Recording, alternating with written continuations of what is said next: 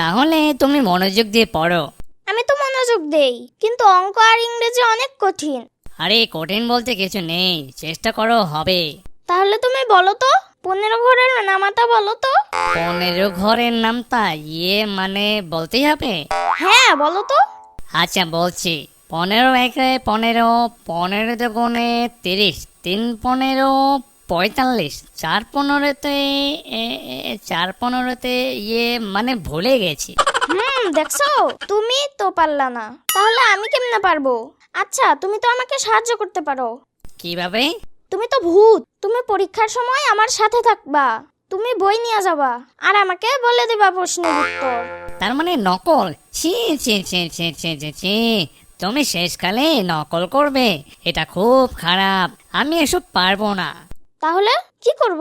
তুমি পড়াশোনা করো, আমি তোমাকে হেল্প করবো, যাও। কিভাবে